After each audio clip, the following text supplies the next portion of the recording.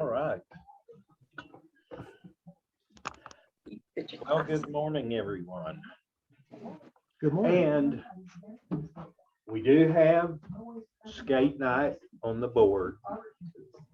And that's where it should stay. Well, you know, there's still vacancy on the church bus for anyone that would like to go. All you need is to bring your AARP card with you, and that'll get you on. So They'll give you extra skates, huh? oh goodness. Okay, then we have Flourish. It's North Richland Hills and Cross Church Women's Ministry want to invite you to Flourish on Friday, March the 25th at 7 p.m. The event will be held here at our Cross Church campus, and we will enjoy fellowship, sweet treats, praise and worship, and a time to dive deep into Jeremiah 17, 7 through 8, and Isaiah 61, 3, with our guest speaker, Sarah K. Bostic. There is a cost of $20. You can register online, and there is a registration iPad in the ministry gallery. So we have leadership equipping for those who serve in adult, student, and children's ministries. And we will have leadership equipping on Sunday, March the 27th at 5 p.m. And if you're interested in serving in one of these areas, talk to Betty, Chris, or Stu, and we are in need of extra hands in the VIP rotation. Is that right, Miss Walling?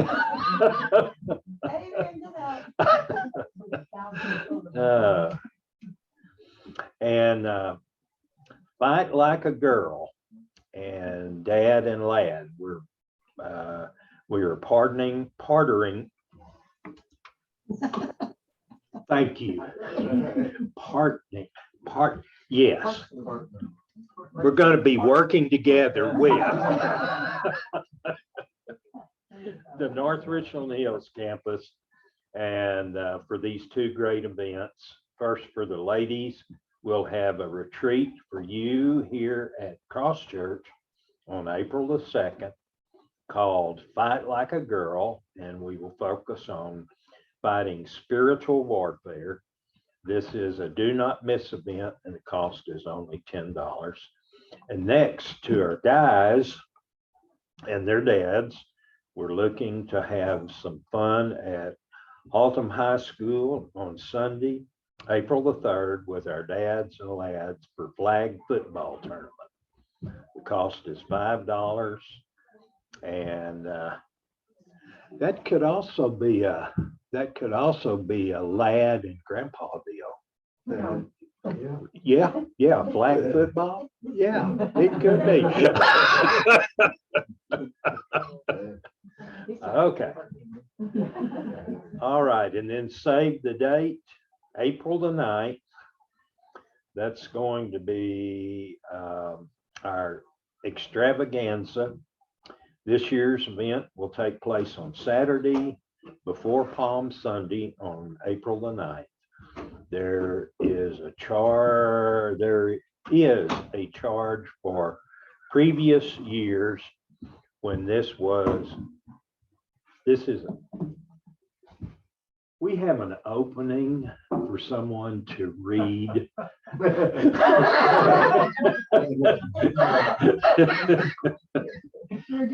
To read these, you know, on Sunday, if anyone's wanting to volunteer.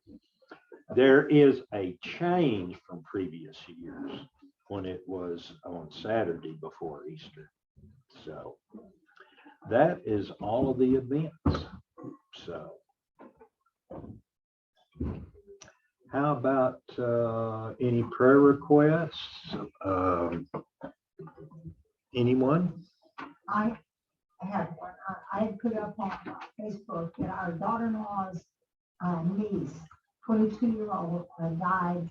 A virus, is it myocardia? Is that how you say it? Myocarditis this week. Yeah, myocarditis. That a virus hit her heart and she was taken very quickly. And so it was so hard for the family because they already had a wedding plan for yesterday and she died on Friday. So, it's just one of those things. It's like, I remember when my mom died and we had a new baby born as a grandchild at the same time. So there's a lot of emotions there that go out, but just praying for our daughter-in-law. Pam. Pam. They live there. They actually live, Pam and them live right north of Austin in Cedar Park. But the family is from Beaumont, or that's where she passed away. Yeah. I have a request, please, for our little 6-year-old great-granddaughter who's been sick since December. Periodically, she runs fever, she gets feeling really bad, and they've been running all kinds of tests on her blood work and Cook's. She was at Cook's just about a week ago where they ran more tests with the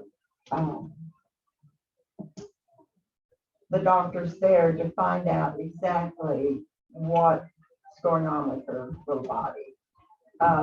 She does have an immune system that's been compromised. They got a call from the school on Friday. She was running fever again. Took her back to the doctor and she has the flu now. So, I mean, she's just fighting something in her body and they have not found treatment for this sweet little thing yet. So her name is Tessa and her mom's a single mom and trying to deal with all of this has been really hard on her. Well, I would like you all to remember my daughter Cheryl and her husband Rich Nightbomb.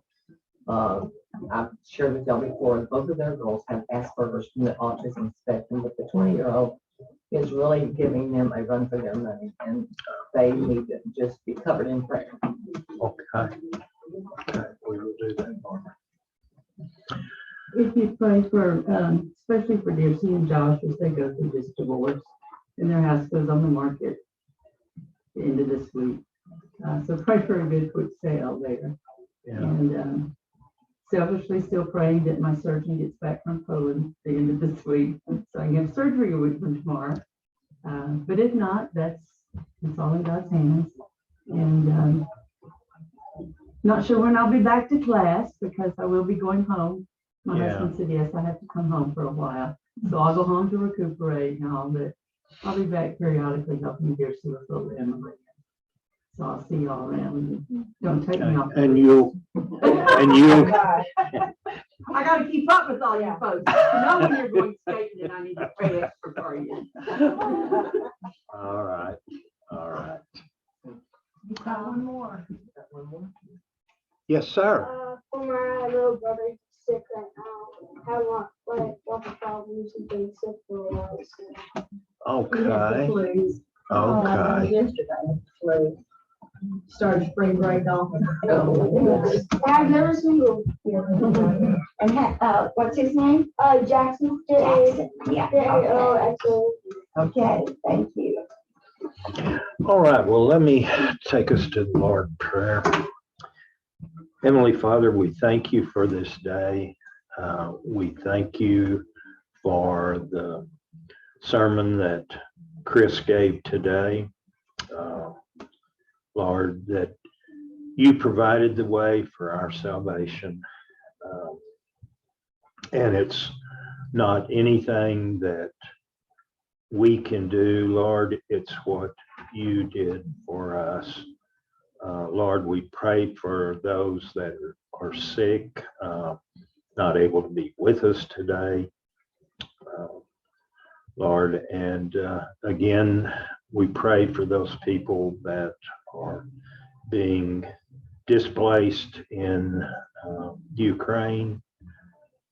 Pray for a quick resolve to that turmoil that's going on right now in their lives. It's in Jesus' holy name I pray. Amen. All right.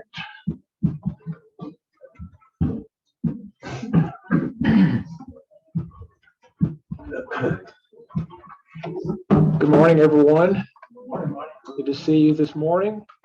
If you have your Bible, if you'll turn to 1 Thessalonians chapter 2, that's where we'll be looking at today. And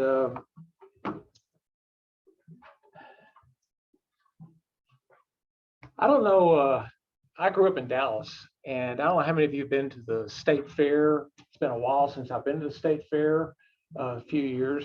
But I have a memory of State Fair that just stays in my mind, an image of something that I would see every year when I would go to, I guess, the area where they had food and snacks and things like that, which is probably totally different than what it is now. But there was this machine there, and it would go like this. And it would go like this over and over. That's just, you just watch it go. And guess what it was doing? There you go, making taffy. All right. So, you know, the ingredients of taffy, from what I understand, because I've never made it, include sugar and corn syrup, which are pretty, you know, soft and, you know, pliable and so forth. But that taffy has to be stretched and pulled in order to get to be taffy. Okay, that's what we understand. And just thinking about that, how does that process of that stretching and pulling, how does that compare to some of the things that we go through in life? Times that require some endurance. We've talked, even as we share prayer requests, about people going through hard times, difficult experiences in our lives. And we had a statement in our lesson material this morning that I wanted to just put up for just a moment. And you may recall it, talking about persecution. Persecution leads to a stronger and more faithful church. It does not make sense on the surface, and it certainly does not fit the plans of those who oppose Christ. Suffering can bring out the best in God's people. It produces dependence on God that leads to boldness rather than fear. This is what Paul experienced during his missionary journeys, and it is what he encouraged the Thessalonians to remember as they continued the walk of faith. Well, just following up from last week, we're talking about Paul. He's on his second missionary journey, and you see the outline of the places that he went to. And just to get a little bit closer look, you can see Thessalonica up here where our lesson is today. He's already been to Philippi. And can anybody state what was it that took place in Philippi? What were just kind of a summary of the events that took place in that city with him and his team? What do you remember? There's a verse of the Bible in Acts chapter 16 that we quote all the time about salvation. He was in jail. Why? How did he get there? What in the world did Paul and Silas do to get put in jail? Okay, they preached. And any more detail about he preached, but what was the reaction? What took place? A riot.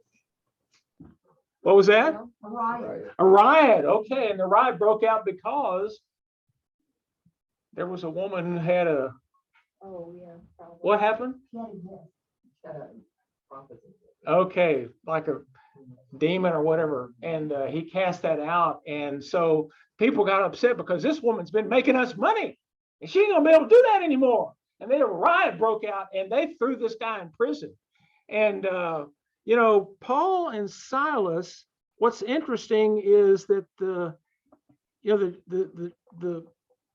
guy keeping the jail, he and his whole household become believers in Christ. Acts 16:31. What do I do to be saved?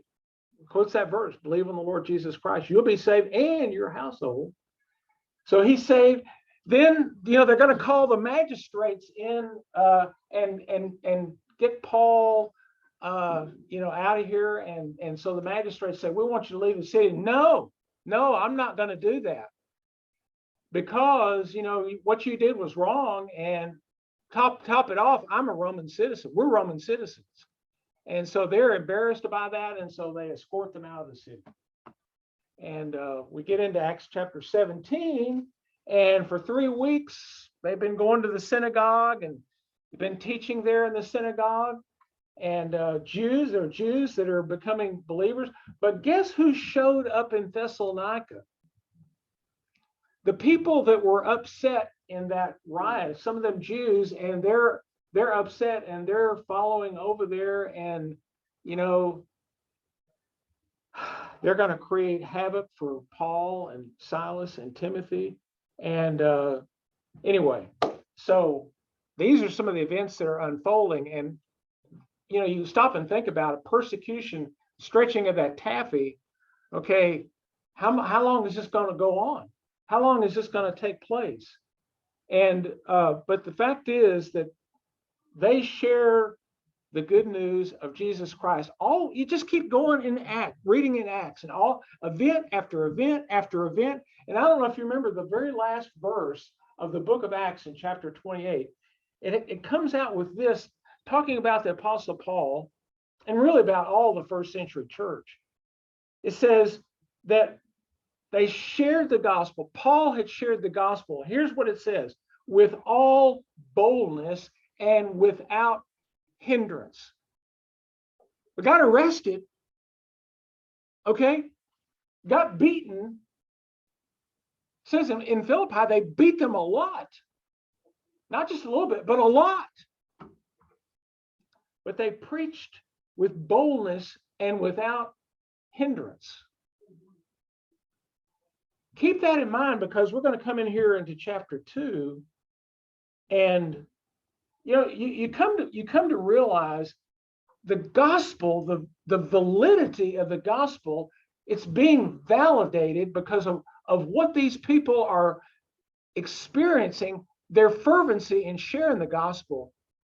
Think about it this way: if Paul or any other quote unquote believer had invented this story, just made it up, Jesus never, we know he didn't rise from the grave, but they're going around telling everybody he rose from the grave. What if they had invented this story? After all they experienced, all the persecution that they went through, would they continue?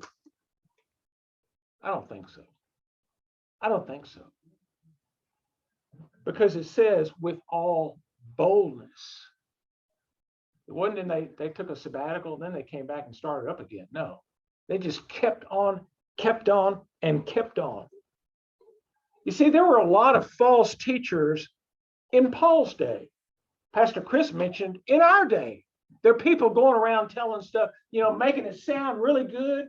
They have motives in mind. Goes right here. Just put it in here. And that's what they were up against, the same thing in that day. So when you come into chapter 2 of 1 Thessalonians, keep in mind, shared. Okay, what are we sharing here? We're sharing blessings. We're sharing it all. Blessings and persecution and suffering. It's all being wrapped into this business of following Jesus as Lord and Savior. So our lesson gave the title to verses 1 and 2, persistent. Who has verses 1 and 2? Okay. Barbara's going to read for us, if you'll follow in your copy, 1 Thessalonians 2, verse 1. For you yourselves know, brothers, that our coming to you was not in vain, but though we had already suffered and been shamefully treated at Philippi, as you know, we had boldness in our God to declare to you the gospel of God in the midst of much conflict. So there is a vibrant relationship that we're talking about here. And it's twofold. Notice what is said here in this first verse. He calls them brothers. And that's including sisters, okay? brothers and sisters. Okay, we're family. If you came last Sunday, that includes Mutt. Mutt is my brother, and Jeff is my brother.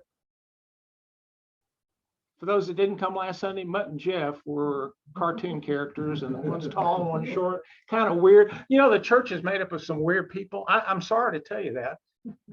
We're weird because, you know, you got rich people, you got poor people, you got white people, you got people of other skin colors. You got people that are fun to be with, people that are a pain in the, and just, you know, all kinds. So Mud is my brother. Jeff is my brother. He calls them brothers. These barriers that we might sometimes want to lean against and decide who we're going to be friends with and who we're going to hang out with. No, these barriers have been broken. There is a bond here deeper than some kind of a surface quality that we might want to gravitate towards. Secondly, he says in this passage, Paul's ministry to them was not in vain. What in the world is that talking about?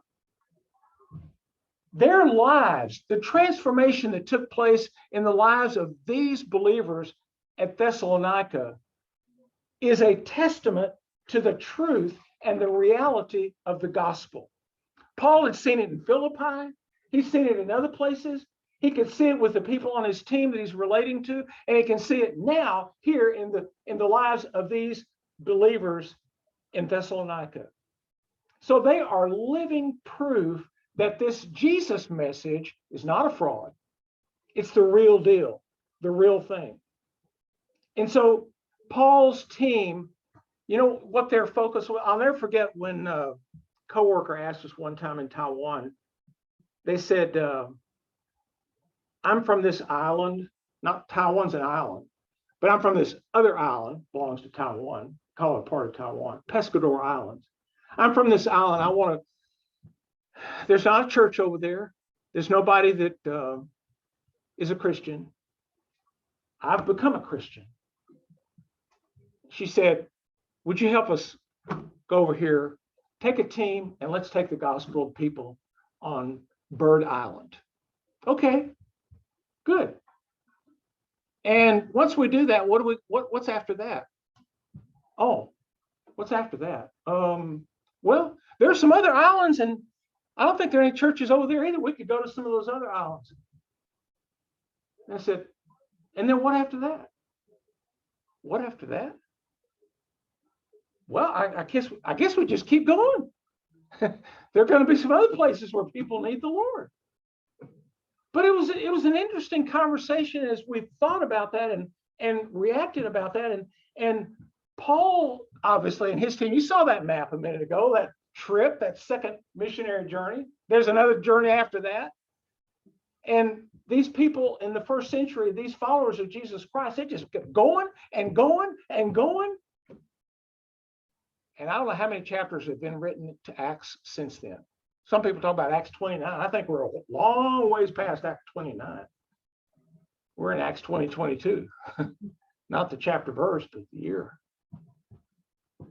But the reality is that they were mistreated in Philippi. Did that stop them? No, it didn't. They were mistreated in Thessalonica. Did that stop them? No, it didn't. Because if you looked at that map a little bit further, they kept going. Silas and Timothy, they kept going. And they went to these other towns and cities, and Silas and Timothy stayed in Berea. Paul went on to Athens. If you read further in the book of Acts, you see that message he talked in the center of their religious culture, right there, proclaiming the good news of Jesus Christ. Brothers and sisters, human strength can fade. Human strength is limited.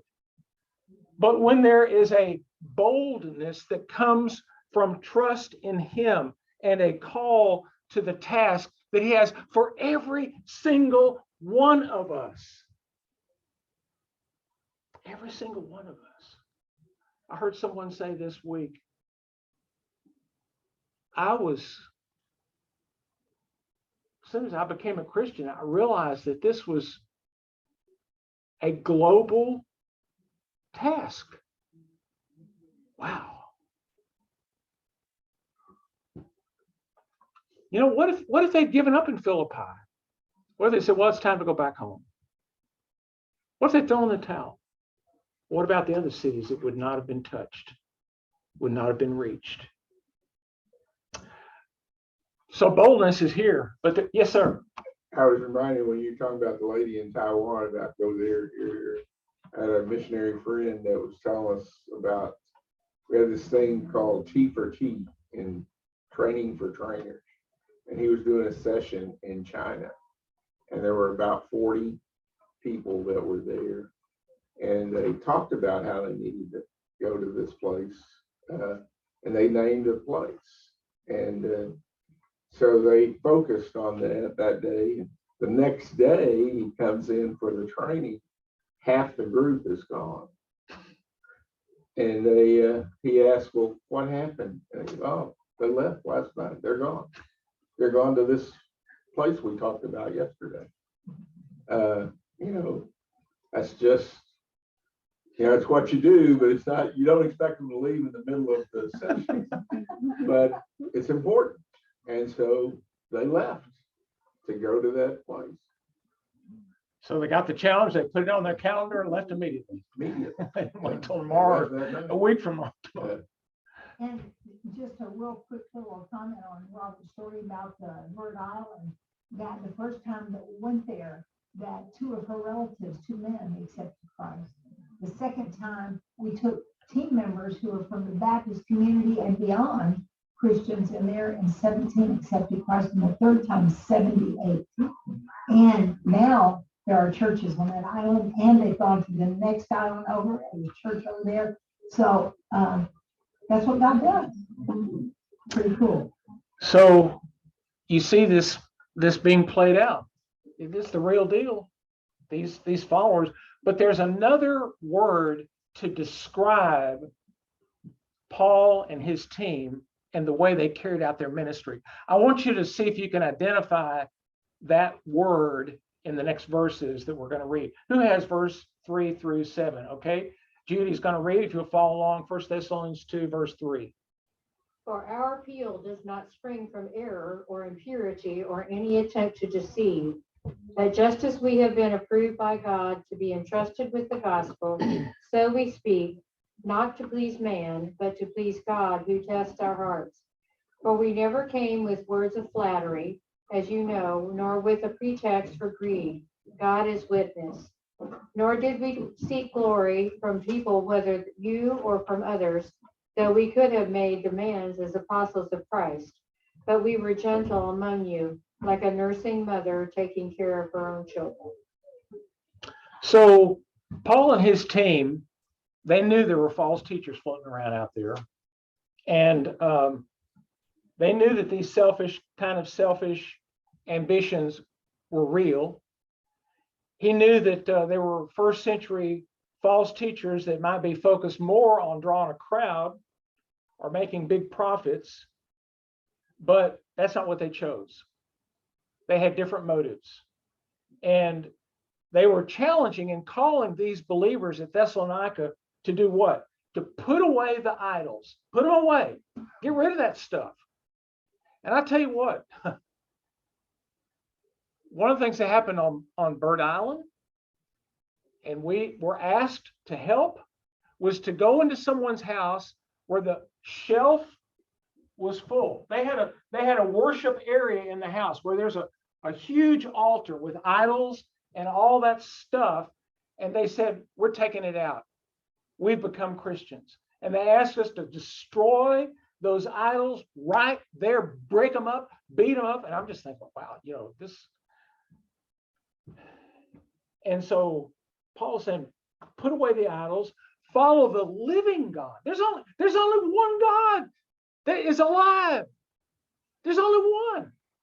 He's not a God, he is God. He's the only one that deserves that. Put away the idols, embrace Jesus, and start to share that message with other people. And so they didn't need to rely on impurity, as it says in verse 2. They didn't need to rely on personal greed and manipulation. They didn't need to rely on any of that. But if you look at verse 4, it says, just as we have been approved by God to be entrusted with the gospel, so we speak not to please man, but to please God who tests the hearts. So Paul did his work, approved by God. Approved by God. And he goes on, did you pick up the word that describes, that characterizes their ministry? There's a lot of words in here, but there's one word that particularly described the way they conducted themselves. We saw already they were bold, but what else? Gentle. Thank you. Judy read her lesson. So now that's the word they picked up, but it's in the scripture. You didn't just read the lesson. It's in the scripture here. So, boldness, but also gentle. And we'll say a bit more about that in a second, but Paul encouraged his fellow teammate, Timothy, in another letter that is in our New Testament, in the book of 2 Timothy. And who has 2 Timothy 2? Someone has that verse. I have. Donna's going to read 2 Timothy. Just listen. Do your best to present yourself to God as one approved, a worker who has no need to be ashamed, rightly handling the word of truth. That was Paul's encouragement to Timothy. This is the way you go about it. This is the way you conduct yourself. You present yourself to God. Okay? And going back to what he said here in this letter to the Thessalonians, God is the one who tests our hearts. He knows what's in our hearts. Not a secret to him. And so Paul encouraging what Timothy had already seen, or what he'd already observed, what he'd already experienced, shy away from all that impurity. Don't go out there to please man, but to please God. That is the key. And in verses 5 and 6, it goes on to talk about, we never came with words of flattery. God is our witness. We didn't have greed. God is our witness. And so Paul is stating to these believers two parallel thoughts here. First of all, God knows. He knows. He tests our hearts. God knows. We've been approved by him. And secondly, they knew. God is witness, but the Thessalonians were witness. They saw the reality in them. Hang on to that, because we're going to touch on that a little bit more in just a little bit. So there's boldness, but there's also gentleness. And if you look particularly at verse 7, you find that word there, gentle. We were gentle among you. And what's the comparison? Like what? Like a nursing mother. It doesn't matter if it was the first century or 2022, a mom, a mother. Beautiful illustration of gentleness. And every one of us can understand that reality. But these believers got a hold of this message because of what they had experienced with the Lord, and in part what they experienced with the Lord, what they saw in these partners. No one worked harder than these missionaries that were out there. Paul, Silas, and Timothy could have written, if we were alive then, they could have written us letters asking for financial support. Would that have been a good thing? I don't know how many of you know that we have someone in our Bible group, our Bible fellowship group, that's worked a lot in this end of things. David Steverson was CFO of Chief Financial Officer of the International Mission Board. I've asked David to come for just a second, and I'm going to step aside and make just some observation, comment, share from his own experience about support of missionaries, support, and his thoughts about that particular area.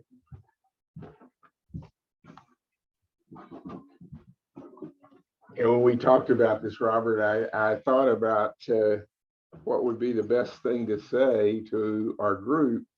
And I thought, it's always, to me, means more when you make it very personal. And so I thought I'd just tell you our story a little bit, and you can kind of see how it goes into the missionary support kind of thing. Judy and I grew up poor. We didn't know it at the time. We didn't know each other. She was in Kansas, I was in Oklahoma. But our families didn't have money. We didn't lack for anything, but we didn't have anything. Didn't own a home. And things like that. My dad was a prison chaplain, so we lived in housing provided by the prison. And so then I went into the Air Force, and when I went in the Air Force, I met Judy. She was in nursing school, and we got married. And when we got married, the day we got married, between us, we had $15. So that our honeymoon, we went one night to a local Holiday Inn, and we put that on a credit card. And so, things were going to change. She just graduated from nursing school. I was an airman first class in the Air Force. So, we still didn't have a lot of money. But then when I got out of the Air Force, I used the GI Bill and went to college. First in our family to graduate from college, and got my accounting degree and became a CPA. And by then, Judy is well into her nursing career. So we were doing very well. I was with a CPA firm, and Judy was with a hospital. And so we had two really good incomes, and we felt like the Lord was calling us into missions. And so we did everything and went through the process. And first thing you know, we're missionaries in Thailand. We're also making about a fourth of the income that we had been making. In between our two salaries. But the thing is, we didn't have a house payment. We didn't have two car payments. We didn't have credit card debt. The board is very stringent about debt and how much debt you can have, because they know what the salary is. And so we were actually saving more money on a fourth of the income than we were when we were working in our secular jobs. And, the Lord just always provided for us. And as it's turned out, in ways that we can never have imagined.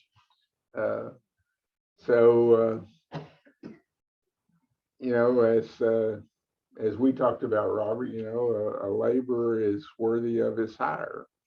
And so we tried to always make sure, and once I became CFO, part of my responsibility was to make sure that we were taking care of our missionaries. And at one point, there were 5,656 of them. That was our highest count, and then it started going back down, mainly because we didn't have the money to support more. If we'd have had more money, we could have. And it's amazing, the missionary spirit. we had a whole lot more missionaries who complained to us about cutting back on sending missionaries because we didn't have money. Most of them would say, reduce our salary so that we can have more. Very few really agreed with us about cutting back. They wanted to have more laborers on the field. And that's what we always tried to do. But at the same time, you have to realize that in order to be good stewards, stewardship is on both sides of the equation. You got to make sure that you have the income to support. And I'll close with just an anecdote. We got together once a month and spent an hour together. The CEO, the president, the COO, the executive vice president. I was the CFO. We had our executive team, and we met twice a month for most of the day. But the three of us got together for an hour a month. And one time I was telling them, I always feel like I'm always thinking about money. And, that's my job, is to think about money. And at that point, Jerry Rankin was our president. He said to me, just remember, David, it's not money that's evil, it's the love of money. If you go to, is it 1st or 2nd Timothy? There's a verse there about the love of money. Nothing wrong with money. It's how you use it, what you do with it, and what you think about it. So I'm very pleased that the IMB, we do surveys and with other mission agencies, and we were never the top in terms of what we paid missionaries. But we weren't at the bottom either. We were solidly in the upper range. And I think most of our missionaries would say that they were well taken care of. Nobody got rich. We had a few that were wealthy coming in, but they didn't get wealthy as a missionary. But well taken care of, good support package. And I think Southern Baptists, we can appreciate what Southern Baptists have done for our people that are out telling others about Jesus. Thank you.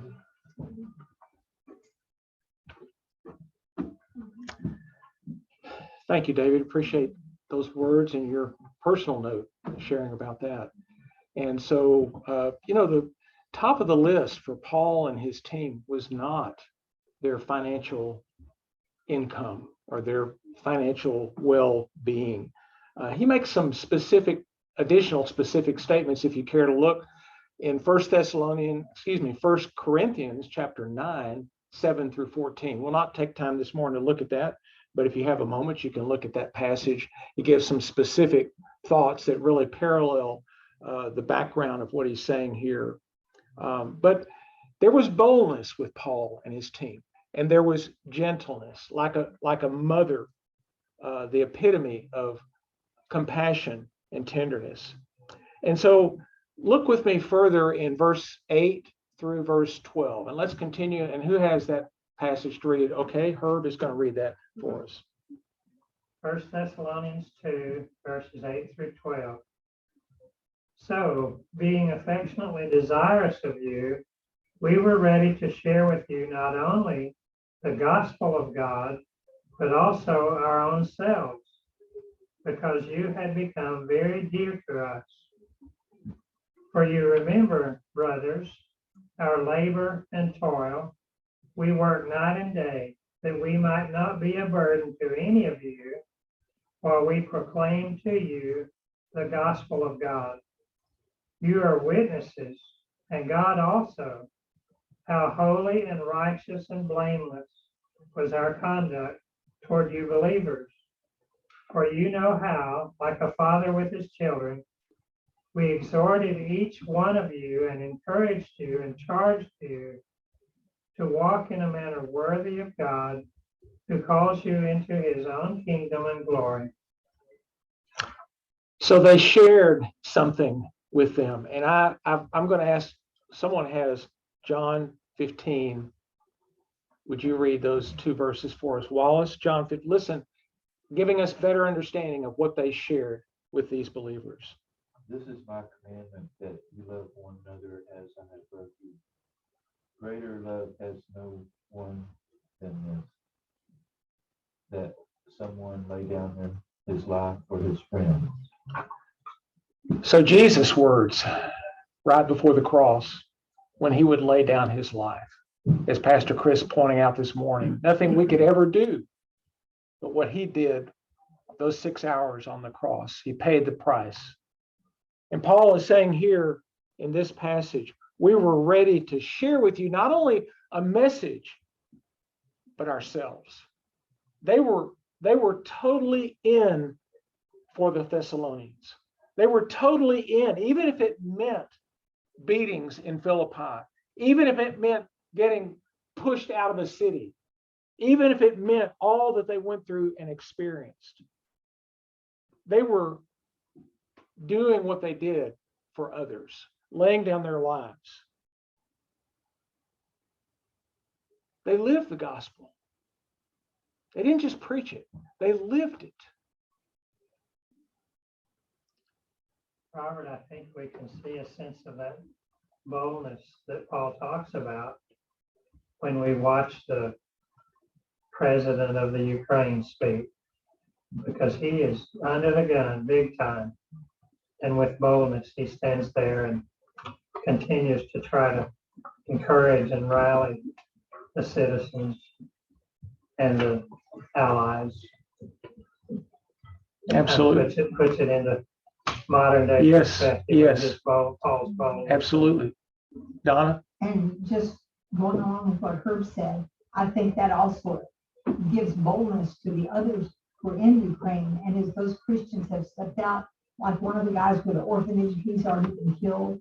But the Christians are still standing up, and they're doing it even though they know that their life may be taken. And that's got to be an encouragement when they see their president standing up, like, yeah, we can do this. This is the right thing to do.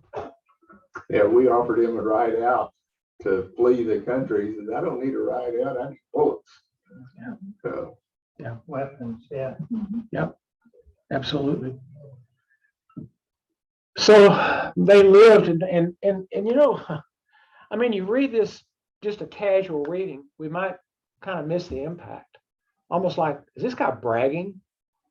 The way he talked about, Paul talks about his team here, the way that they serve. He says they lived holy. What does that mean? Well, they were steering away from sinful or selfish attitudes. They performed their work. They were righteous. They performed their work righteously. They didn't cut corners. They didn't compromise. He also says that they were blameless in the way that they lived.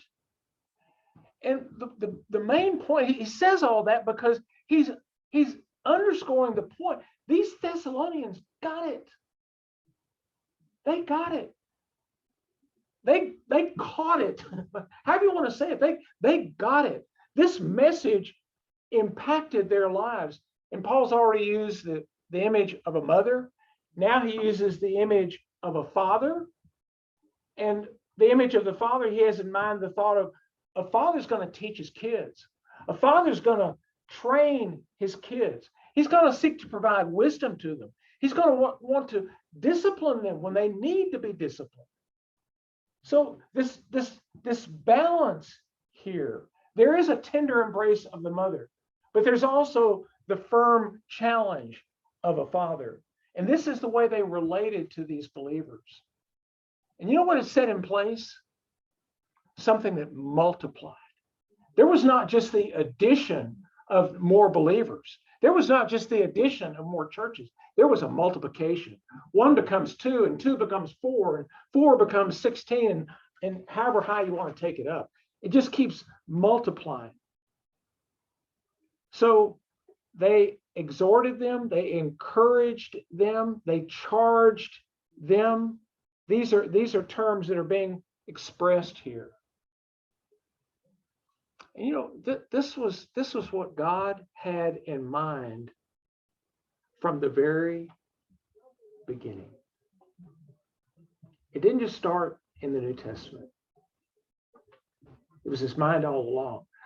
Someone has 2 verses that I'm going to ask you to read from. Okay, Sheila's going to read. And listen to these verses. One is from the Old Testament. One is from one of the Psalms. And one is from the verse that we have as a memory verse that we read this morning. What is correlated with these 2 verses? Sheila, if you read those for us. Psalm 67, 1 and 2. May God be gracious to us and bless us and make his face to shine upon us, Selah, and that your way may be known on earth, your saving power among all nations. In Acts 1:8, but you will receive power when the Holy Spirit is come upon you, and you will be my witnesses in Jerusalem and in all Judea and Samaria and to the end of the earth. So in Psalm 67, God's name to be known among the nations. Why did he choose Israel? That was his plan all along. Guys like Jonah had trouble getting it. Had a nasty fish ride.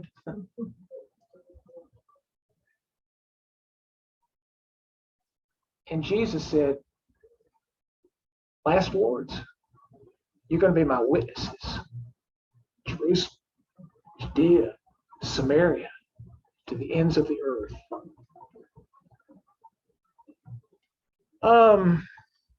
I want to share a